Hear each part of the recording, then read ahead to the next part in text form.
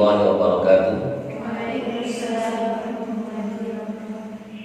Ila hadratin Nabi Mustafa sallallahu alaihi wasallam wa ila hadratin ikhwanihi min al-anbiya'i wal mursalin wal awliya'i wa syuhada'i was salihin wal ulama'i al-amilin thumma arwahil muslimin wal muslimat wal mu'minin wal mu'minat min masyariqil ardi wa magharibiha barika wa baqiya khususan aba'ana wa ummahatina wa ajdadana wa jaddatina wa masyayikhana wa masyayikhal masyayikhina lahumul fatihah. A'udzu billahi minasyaitonir rajim. Bismillahirrahmanirrahim. Alhamdulillahirabbil alamin arrahmanir rahim maliki yaumiddin. Iyyaka na'budu wa iyyaka nasta'in ihdinas siratal mustaqim.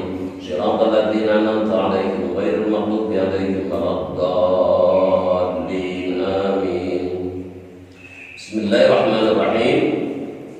Kita teruskan apa yang sudah kita kaji tadi malam terkait dengan kemarin ya, kita sudah kaji terkait dengan apa analisis data. Ketika kita akan menganalisis data kuantitatif, artinya kita akan menentukan teknik analisis apa yang akan kita gunakan. Yang pertama yang harus kita perhatikan adalah skala data. Skala data, saudara harus ingat skala data itu ada 4, ada nominal, ordinal, interval, rasio. Nanti bagaimana ciri-cirinya kita akan jelaskan kemudian. Tapi yang jelas bahwa kita harus perhatikan ini. Karena apa? Untuk menentukan satu teknik analisis itu perlu memperhatikan skala data. Yang kedua distribusi data. Yang ketiga jumlah data. Kalau skala datanya interval atau rasio, distribusinya normal, jumlah sampelnya minimal 30, maka kita bisa menggunakan statistik parametrik.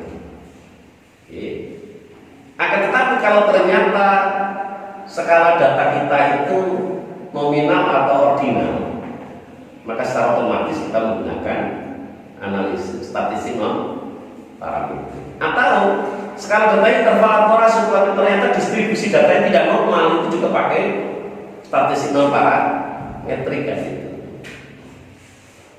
Atau skala data interval atau rasio distribusi datanya normal tetapi jumlah sampelnya ternyata kurang dari 30, juga menggunakan statistik parametrik kan itu.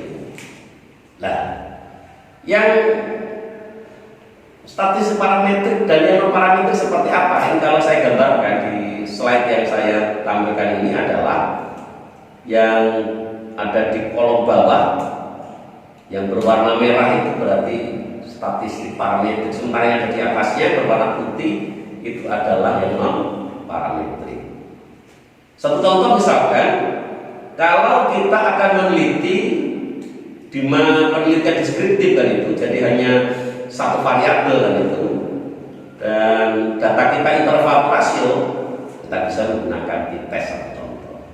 Kalau kita ingin mengkomparasikan, ya akan mengkomparasikan dua kelompok sampel, di mana data kita interval atau rasio, distribusi data kita normal, jumlah sampel kita minimal 30, maka kita bisa menggunakan t-test of related. Akan tetapi kalau ternyata salah satu parameter itu tidak terpenuhi, maka yang semula kita akan menggunakan t-test of related itu harus kita ganti menjadi apa? Bisa kita ganti menjadi sign test, atau kita ganti menjadi Wilcoxon match pairs. Demikian juga kalau kita akan mencoba membandingkan, misalnya kita akan membandingkan prestasi belajar bahasa Arab antara alumni madrasah aliyah negeri sama madrasah aliyah pondokan itu, berapa jumlah sampelnya? Lebih dari 30. Ya kita bandingkan apa prestasi belajar itu kalau masih nilai awalnya. Jadi kalau saudara itu mendapatkan nilai dengan rentang antara 0 sampai 100, itu datanya data interval. Tetapi kalau di perguruan tinggi, kalau itu sudah dikonversi menjadi mendapatkan apa, misalkan, oh saya dapat nilai A+4, A 3,75 dan seterusnya, itu sudah menjadi data ordinal. Nah, Ketika yang kita coba perbandingkan itu adalah prestasi belajar yang masih awal itu, yang masih rentangnya dari 0 sampai 100, dan kita akan membandingkan tadi prestasi bahasa Arab, maka kita bisa merencanakan menggunakan tes self independent. Syaratnya apa tadi? Syaratnya skala datanya harus interval rasio, yang kedua distribusi datanya harus normal, dan jumlah sampel tadi berapa, minimal 3. Akan tetapi satu contoh ketika data itu kita uji distribusi datanya ternyata tidak normal, maka yang semula kita berencana untuk menggunakan tes self independent harus kita ganti menjadi apa? Satu contoh menjadi Mann-Whitney test. Jadi kita akan menggunakan teknik analisis apa? Itu tergantung 3 hal setidak-tidaknya. Yang pertama adalah skala data, yang kedua distribusi data, yang ketiga jumlah data. Dan inilah barangkali yang seringkali membingungkan mahasiswa kan itu. Jadi ketika dia meneliti ini itu harus menggunakan apa, itu seringkali dia bingung. Nah inilah barangkali nanti yang selama saudara mondok di sini nanti saudara belajar banyak terkait dengan itu kan itu. Saya sudah tulis buku statistika untuk penelitian pendidikan dan aplikasinya dengan SPSS sama Excel. Nanti menggunakan buku itu dan kita praktekkan, jadi praktek langsung yang nanti teknik analisisnya bisa menggunakan apa, bisa menggunakan Microsoft Excel dan menggunakan apa, IBM SPSS. Nah itu, dan kita harus pelajari itu sehingga apa, saudara punya skill terkait dengan bagaimana menganalisis itu jadi penting. Kenapa jadi penting? Agar apa? Agar ketika nanti saudara meneliti dan saudara ternyata berkeinginan untuk menggunakan pendekatan kualitatif disebabkan karena saudara mementingkan proses, mementingkan data yang mendalam. Itu ketika saudara memilih kualitatif itu betul-betul karena memang tujuan penelitian itu membutuhkan data-data kualitatif. Bukan karena saudara memilih kualitatif disebabkan karena tidak bisa statistik. Jangan-jangan seperti itu kan.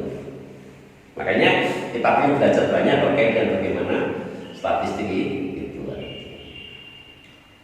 Sekarang kita masuk ke bagaimana cara menguji hipotesis itu. Itu kita kenal dalam menguji hipotesis itu ada kesalahan jenis 1, yaitu menolak HO pada HO itu benar. Kesalahan nilai yang disebut dengan taraf signifikansi kan. Sementara kesalahan jenis kedua adalah menerima HO pada HO itu salah. Kesalahan disebut dengan power of statistical test. Wujud powernya seperti apa sih nanti ketika saudara itu berlatih menganalisis pakai SPSS atau contoh, maka seluruh output yang kita dari SPSS itu senantiasa tertampilkan apa? Yang kedua adalah hasil uji hitung, dan yang kedua itu adalah apa? Taraf signifikansi kan. Ya, jadi mesti itu. Dan itu mesti bertolak belakang. Kalau angka signifikansinya itu tinggi, maka uji hitungnya itu mesti rendah.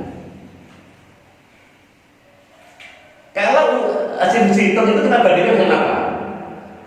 Kita bandingkan dengan target. Misalkan saudara itu mengkorelasikan antara motivasi sama prestasi ya. Motivasi sama prestasi. Data motivasi itu interval, prestasi kalau tadi data lengkap tadi juga interval. Saudara menggunakan apa? Dan begitu distribusi data saudara uji ternyata berdistribusi normal, jumlah sampel lebih dari 30. Saudara bisa menggunakan yang namanya person product moment. Dan begitu saudara analisis, nanti akan keluar apa yang keluar 2 hal, yaitu R hitung sama angka signifikansi. Kalau R hitung itu dibandingkan dengan R tabel, tetapi kalau angka signifikansi dibandingkan dengan alfa, tingkat kesalahan yang ditoleransi. Kalau dalam penelitian ilmu sosial, biasanya tingkat kesalahan yang ditoleransi itu adalah 1% atau 5% kan itu. Bagaimana kalau kita menggunakan tingkat kesalahan 10%? Ya kalau dalam penelitian ilmu sosial tidak jadi masalah mestinya kan itu. Apa sih artinya tingkat kesalahan ditoleransi sampai 5% kan itu? Jadi ketidakcocokan data sampel yang kita berlakukan untuk populasi itu 10% itu kan itu. Jadi misalkan kalau saudara itu akhirnya menemukan bahwa korelasi antara prestasi sama motivasi sama prestasi itu misalkan 40% kan itu. 40%. Jadi korelasi 40% yang saudara dapatkan dari sampel itu kalau kita berlakukan untuk populasi itu kalau kita menggunakan tingkat kesalahan 10% itu berarti ada 10% dari populasi itu yang ternyata korelasinya tidak sebagaimana kesimpulan yang kita dapatkan dari apa? Dari sampel. Jadi itulah yang namanya kita menguji yang statistik inferensial. Yang biasanya kalau saya tahu kalau di prodi-prodi lain, kalau di PAI itu ada statistika deskriptif itu dipelajari 1 semester kan itu. Semester berapa bisa ya? Semester 3 ya. Terus nanti semester 2 itu statistika deskriptif. Nanti semester 3-nya saudara belajar statistika inferensial. Kalau yang statistika deskriptif itu mendeskripsikan data gitu. Data itu kalau hanya 1, 2, 3 sampai 10 itu gampang untuk diamati, dilihat bisa. Tetapi bagaimana kalau kita punya data ribuan gitu? Punya data ribuan. Misalkan kita akan mencoba melihat gitu, apakah daerah asal mahasiswa itu berkorelasi enggak dengan domisili? Apakah berdomisili di pondok, ataukah berdomisili di kos, ataukah berdomisili di rumah? Itu kalau datanya hanya 10 kita bisa lihat satu-satu. Bagaimana kalau kita menggunakan data seluruh mahasiswa IAIN itu untuk mencoba melihat itu kan itu. Mana yang persentase paling tinggi yang di pondokan itu? Ini bisa kita lakukan. Kita deskripsikan dengan apa? Dengan statistika itu kan.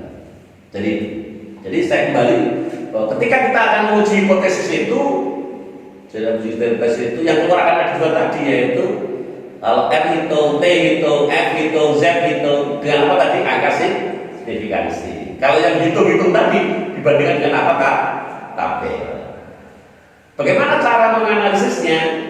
Manakala ternyata R tabel, T tabel dan seterusnya itu sama dengan atau lebih kecil dibanding R hitung, atau dibalik, manakala R hitung, T hitung dan seterusnya itu sama dengan atau lebih besar dibanding tabel, maka yang kita terima adalah A. Demikian juga sebaliknya kalau kita balik, manakala angka signifikansi itu paling tinggi sama dengan alfa, kalau kita lihatnya kan kalau rendah maksud jelasnya kan, maka yang kita terima A. Akan tetapi kalau ternyata angka lebih tinggi, ya tentu yang diterima adalah A. Nanti kita bisa praktekkan ya, itu step by step. Sekarang kita masuk di berikutnya. Kita masuk terkait dengan tadi saya menjelaskan bahwa ketika kita akan melakukan analisis itu terkait erat dengan skala data. Skala data itu ada apa tadi? Masih ingat? 1. Ya dari yang paling rendah dulu, no. Yang kedua, yang ketiga, yang keempat, rasio. Jadi nominal, ordinal, interval, rasio. Apa ciri-ciri data itu? Data nominal. Data nominal adalah data yang diperoleh dengan cara kategorisasi atau klasifikasi. Sifatnya setara. Jadi gini, data yang namanya data kualitatif itu harus diangkakan. Saya kasih contoh. Kalau saudara itu ingin meneliti tentang korelasi antara agama yang dipeluk dengan kebahagiaan, agama yang dipeluk dengan kebahagiaan, Yang dibahagia mana kan itu? Apakah orang Islam, ataukah orang Katolik, ataukah orang Protestan, ataukah orang Hindu, ataukah Buddha, ataukah Konghucu? Kita ingin meneliti. Ketika kita akan menganalisis itu dan kita memasukkan yang namanya agama tadi, itu kalau saudara tulis agama, terus saudara tulis Islam dan seterusnya, statistik tidak bisa membaca kan itu. Agar bisa membaca maka itu harus diangkat. Islam kita ganti dengan angka berapa, Katolik kita ganti dengan angka berapa, Protestan kita ganti dengan angka berapa, Hindu dengan angka berapa, Buddha dengan angka berapa, Konghucu ya kita kasih angka berapa, itu kita bisa bolak-balik. Hanya saja biasanya kalau penelitinya Muslim, maka biasanya menempatkan Islam itu diganti dengan angka 1 kali. Demikian juga mungkin kalau penelitian Katolik yang akan dimasukkan itu Katolik angka 1 kan itu. Tetapi semestinya angka itu hanya sekedar kategori yang bisa dibolak-balik. Itulah data nominal. Jadi data itu kategorisasi, sifatnya kategorisasi, dan yang kedua adalah setara. Contohnya tadi agama. Sekarang kita masuk ke data apa? Tipe data yang kedua yaitu ordinal. Data ordinal itu sama. Data ordinal itu adalah dari kategorisasi juga kan itu. Dari kategorisasi juga. Sifatnya berperingkat. Jadi berperingkat atau bertingkat. Tetapi ada satu ciri yang penting, apa itu? Jarak antar dua titik tidak diketahui. Ini membayangkan ciri-ciri itu memusingkan ya, kalau kita tidak pernah praktek itu. Apa tadi cirinya?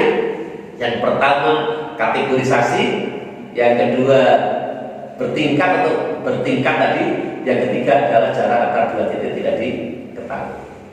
Saya satu contoh tadi terkait dengan nilai mahasiswa. Nilai mahasiswa itu penilaian pertama dari dosen itu masih nilai mentah. Nilai mentah itu intervalnya range-nya adalah dari 0 sampai 100. Itu range-nya.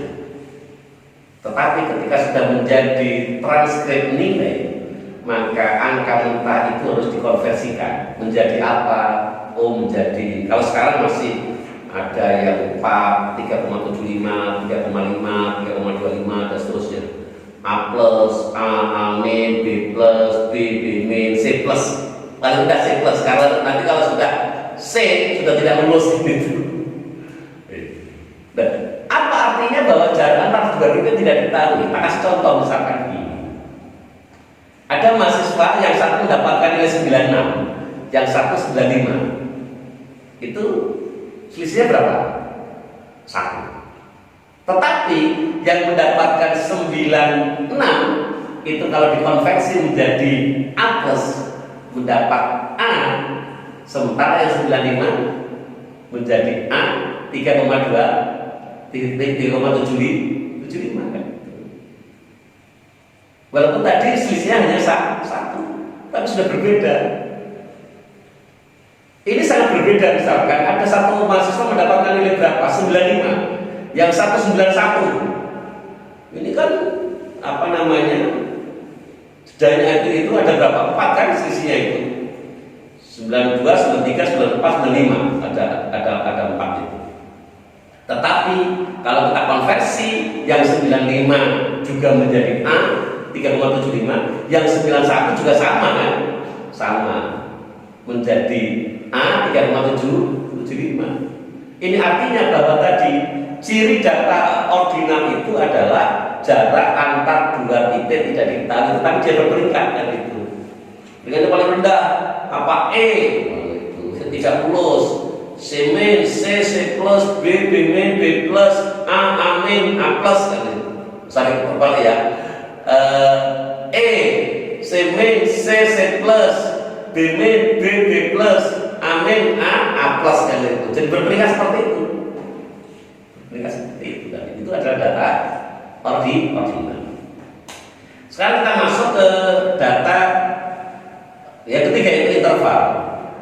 Kalau tadi data nominal dan data ordinal itu adalah data kategorisasi, sementara data interval itu adalah dari pengukuran, diukur dan jarak antar dua titik diketahui.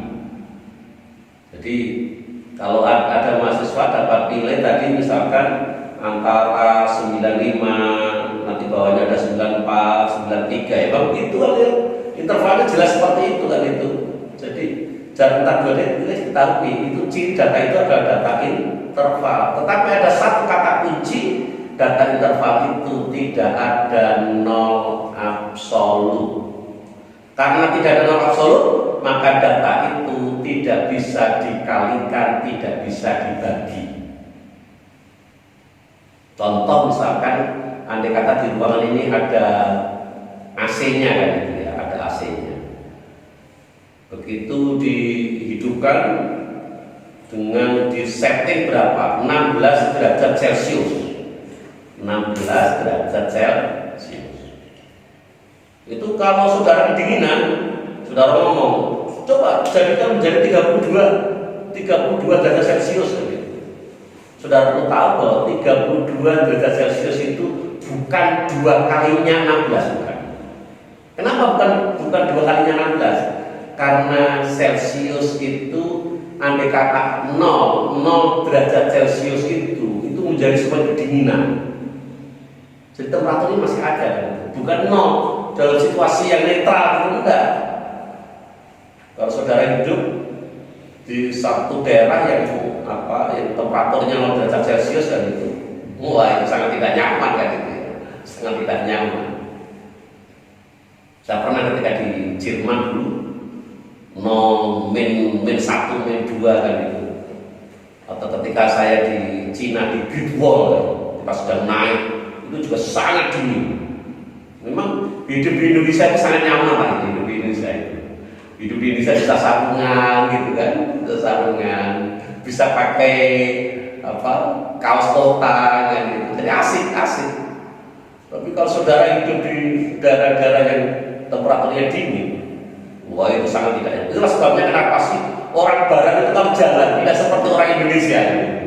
Kalau orang Indonesia kan jalannya lemah gemulai kan gitu kan, jalannya pelan, nanti ketemunya di jalan jangkumpi, ya nggak bahagia kan gitu. Sementara mereka jalan cepat, karena seperti itu. Kalau dia tidak jalan cepat akan kedinginan itu, akan kedinginan. Itulah sebabnya kenapa orang Barat itu suka minum bir, kenapa orang Barat itu suka memakai jas ya gitu kan. Karena mereka memang hidup di daerah-daerah yang seringkali cuacanya adalah musimnya adalah musim dingin. Yang repot orang Indonesia tiru-tiru kan gitu ya, yang repot di situ. Orang Indonesia memakai apa? Memakai baju, memakai dasi, memakai jas. Ya kalau saudara di ruangan yang tidak ada AC-nya ya saudara akan kepanasan gitu, akan kepanasan. Kalau orang-orang Barat yang ketika musim dingin itu apa pertama kali yang dia pakai? Dia pernah pakai yang namanya long john. Itu satu kaos yang nempel di badan gitu ya, nempel. Nanti setelah itu akan di luarnya ada apa? Ada baju. Di luarnya adalah apalagi ada jaket, di luarnya ada lagi, ada jas ya gitu. Jadi ya minimal kata di jaket ada sweaternya kan gitu. Nanti di atasnya ada apa lagi? Ada jasnya. Pakai jas lagi. Itu nyaman. Kenapa? Karena sana ada sekali mesin di. Saya kembali ke tadi kan bahwa temperatur itu termasuk bagian dari data interval. Karena apa? Tadi tidak ada nol absolut. Jadi sesuatu yang tidak ada nol absolut itu tidak bisa dibagi, tidak bisa dikalikan. Itu. Lalu bagaimana dengan data rasio? Data rasio sama dengan data interval, didapatkan dari pengukuran. Jarak antar dua titik sudah diketahui, tetapi data rasio itu ada nol absolut.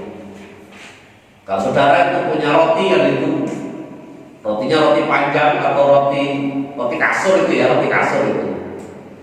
Saudara beli satu, bisa nggak saudara membagi roti kasur itu ke dalam siapa? Ke dalam seluruh teman satu kamar? Bisa. Kenapa bisa? Karena ada nol absolut. Kapan nol absolut? Ya bisa nol kan itu. Jadi bisa dikalikan, bisa dibagi. Oh ini satu kurang ini, beli aja dua kurang beli empat itu 2 kalinya 2. Kenapa seperti itu? Karena tadi ada nol absolut kan.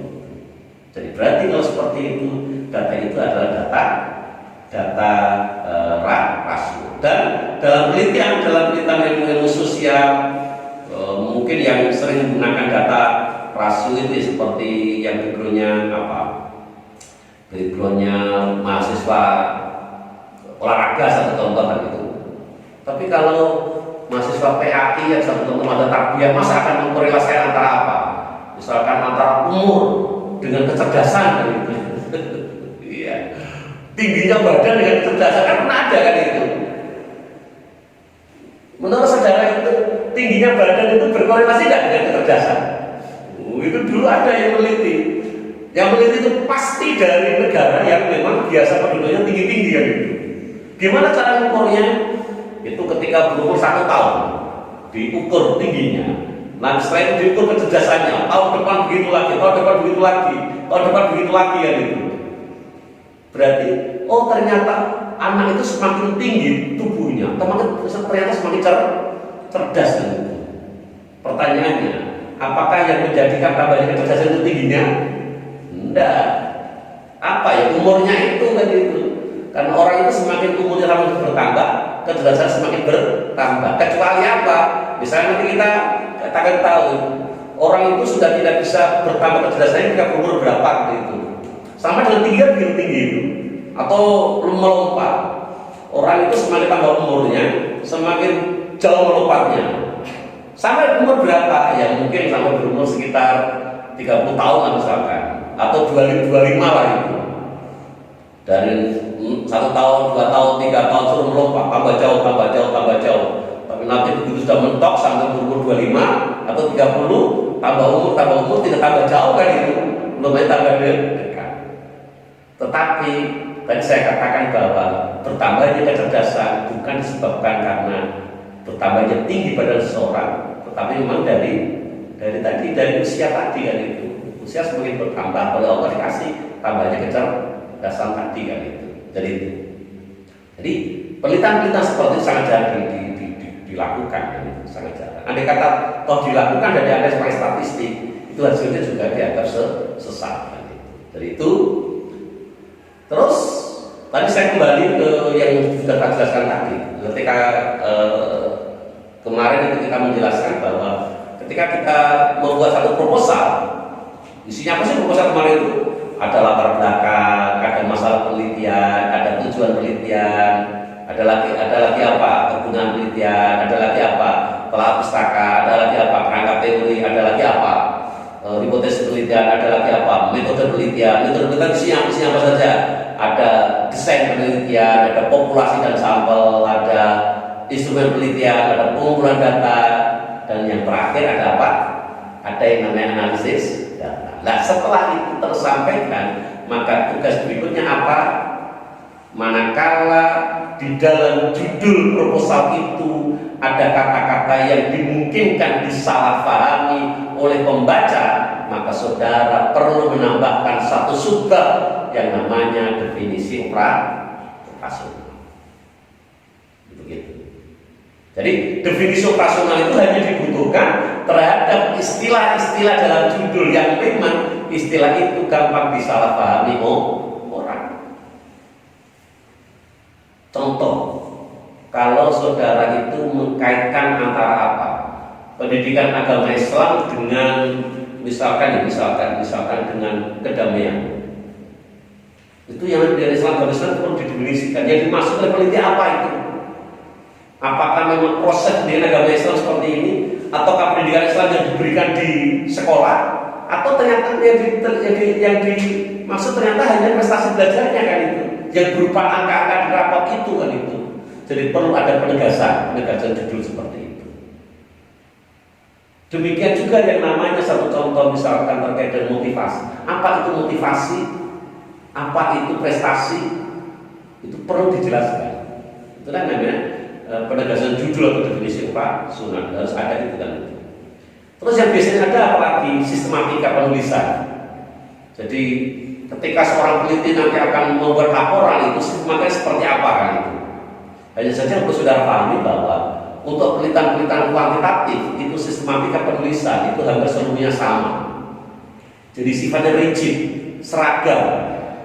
Ya, kalau kita sudah meneliti menggunakan pendekatan kuantitatif, suka tidak suka menggunakan sistematika itu. Apa itu? Ada pendahuluan. Nanti yang kedua itu adalah telah pustaka dan landasan teori atau perangkat teori. Nanti yang ketiga metodologi metode penelitian. Nanti berikutnya apa paparan data, pembahasan, kesimpulan. Ya sudah seperti itu. Di mana-mana peneliti yang menggunakan pendekatan kuantitatif seperti itu. Tetapi berbeda manakala peneliti itu menggunakan pendekatan kualitatif. Jadi sangat lentur, sangat fleksibel, termasuk apa? Termasuk bahasa yang digunakan. Kalau penelitian kuantitatif itu bahasanya harus lugas dan baku, menggunakan standar bahasa Indonesia. Itu penelitian kuant seperti itu. Tetapi kalau peneliti-peneliti yang menggunakan pendekatan kualitatif, banyak orang mengatakan kalau penelitinya berhasil untuk menulis laporan penelitian kualitatif sudah seperti novel. Novel. Saudara suka nggak membaca novel ini? Membaca novel itu ketika saudara membaca kan saudara bisa larut ya di dalam cerita itu kan. Saya masih ingat dulu ketika masih kuliah di S1 ya. Waktu itu kan ada novelnya Kopingho kan itu. Wow, itu teman-teman yang hobi Kopingho itu kalau membaca kalau belum sampai khatam itu dia tidak marah kan itu. Jadi mau baca terus, nanti berhenti apa? Mandi, sholat, makan, baca lagi terus sampai selesai. Saking sukanya dengan novel Kopingho. Nah, peneliti kualitatif itu kalau bisa membuat satu laporan penelitian seperti itu sangat bagus. Ada satu contoh yang oleh banyak orang dikatakan baik dalam kacamata ini, kacamata satu bahasa yang digunakan sedemikian lentur, itu adalah laporan penelitiannya Prajarta yang berjudul Kiai Pesantren dan Kiai Langgar Membangun Umat. Nanti coba saudara bacalah kalau saudara ingin meneliti dan pendekatan kualitatif itu kan. Jadi sistematika penulisan itu ditampilkan. Terus apa lagi? Daftar perpustakaan itu harus ada. Daftar perpustakaan harus ada. Menggunakan style seperti apa mengikuti ketentuan kampus kan itu. Tetapi yang perlu kita garis bawahi bahwa sekarang ini sudah ada aplikasi-aplikasi yang bisa kita gunakan, dan manakala kita gunakan itu sedemikian gampang untuk membuat daftar perpustakaan, termasuk di dalamnya adalah membuat apa? Membuat catatan. Bukunya sudah saya tulis. Judulnya apa? Cara mudah mengakses literatur secara online dan mengelolanya. Kita bisa menggunakan apa? Mendeley atau Zotero.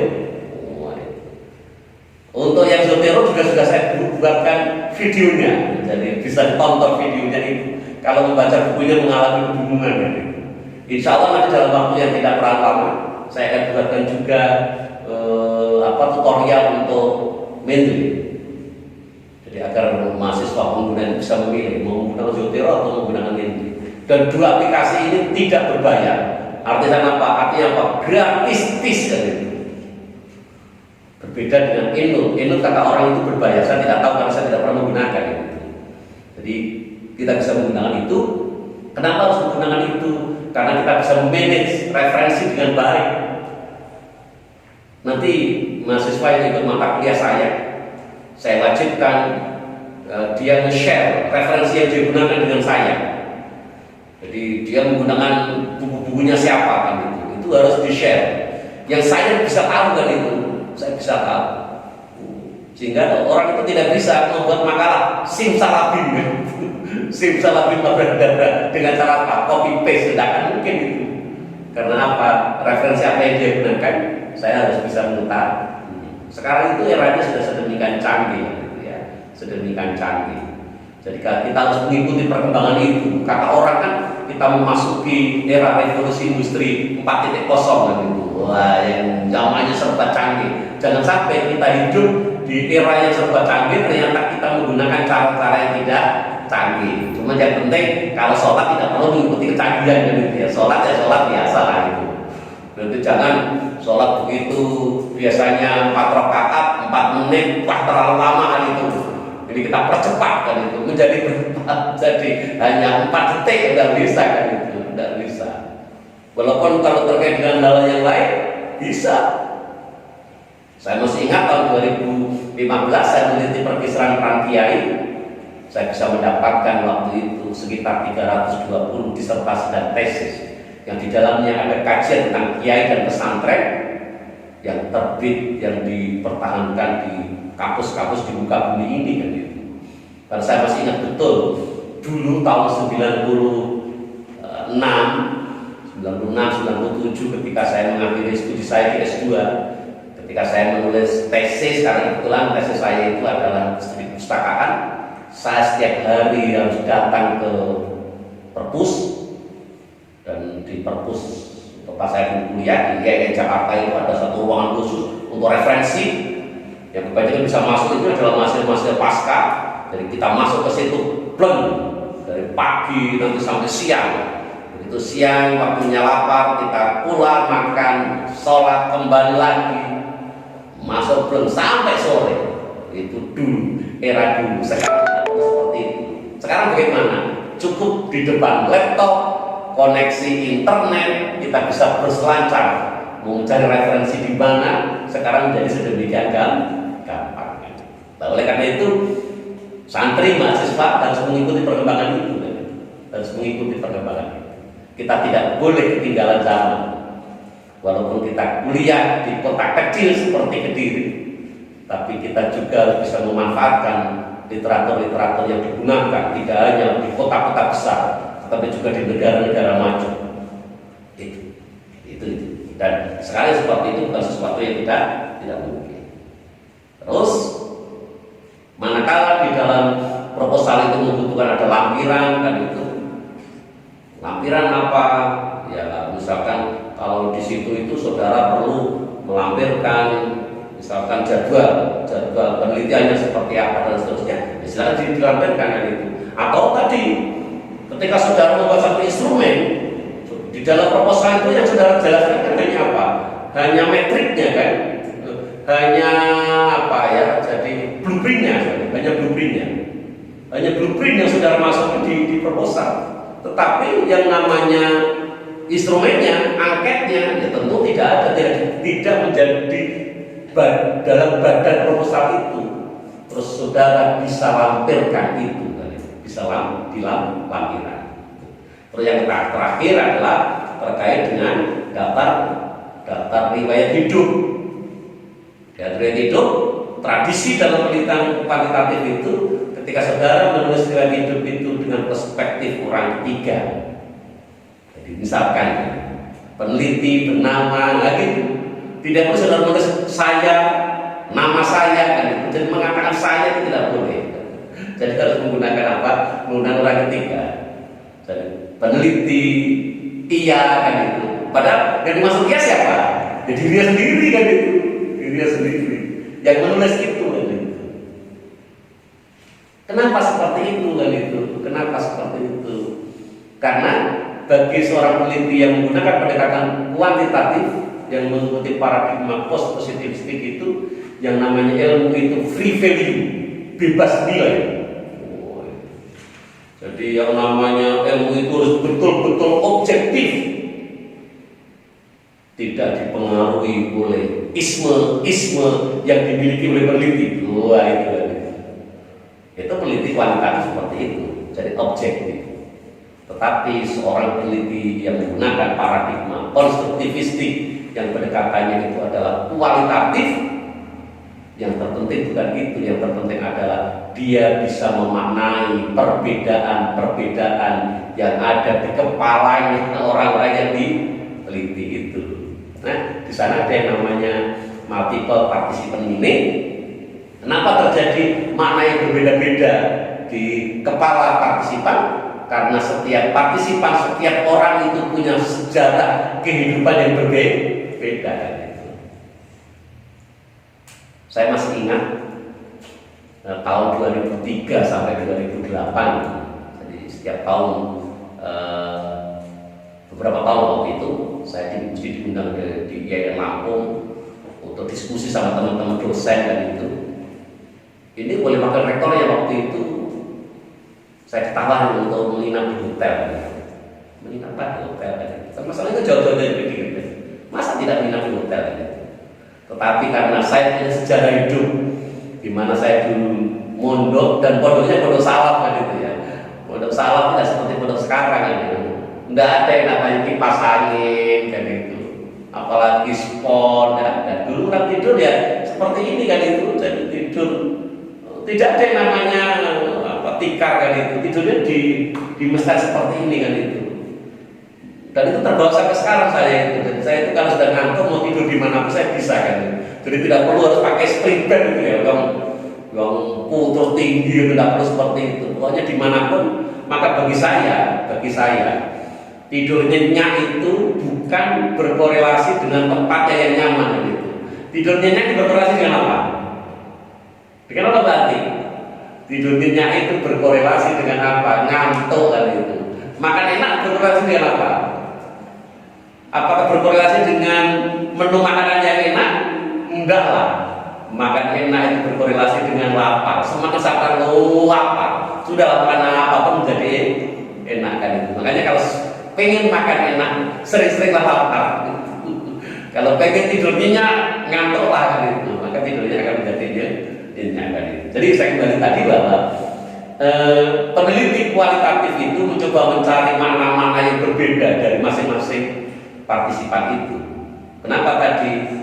Karena inti dari penelitian kualitatif adalah understanding, memahami apa? Memahami perbedaan-perbedaan makna di antara para partisipan itu, dan kalau perlu mencoba mencari tahu kenapa terjadi perbedaan-perbedaan itu. Itu yang menarik di situ. Jadi proses dipentingkan dalam penelitian kual, sementara kalau dalam penelitian kual yang terpenting adalah hasil. Karena itu ini pengantar ya mata kuliah metodologi penelitian kualitatif kan itu. Dan menurut saya ini jadi penting bagi mahasiswa ketika berkeinginan untuk memahami bagaimana sih seorang peneliti yang ingin menggunakan pendekatan kuantitatif. Tentu ini tidak berdiri sendiri kan itu. Jadi mahasiswa santri dalam rangka memahami itu perlu juga untuk memahami apa itu paradigma penelitian kan itu. Atau juga barangkali perlu mengikuti apa? Mengikuti pengajian metodologi penelitian yang menggunakan bukunya John W. Creswell Research Design itu kan itu. Jadi di samping apa? Di samping memahami 3 video yang kita siapkan ini, ada 3 video itu wajib ditonton oleh siapa mahasiswa yang mengikuti mata kuliah saya tentu kan itu, dan saya barangkali ini juga bermanfaat bagi mahasiswa lain yang sedang menekuni, sedang mendalami, sedang mengikuti mata kuliah metodologi penelitian kuantitatif. Sampai begitu, semoga ada guna dan manfaatnya. Maka kita bersama pengajian metodologi penelitian kita pada pagi hari ini dengan doa kafaratul majelis. Bismillahirrahmanirrahim. Subhanakallahumma bihamdika asyhadu an la ilaha illa anta astaghfiruka wa atubu ilaik. Wallahu muwaffiq ila aqwamit thoriq. Wassalamu alaikum warahmatullahi wabarakatuh.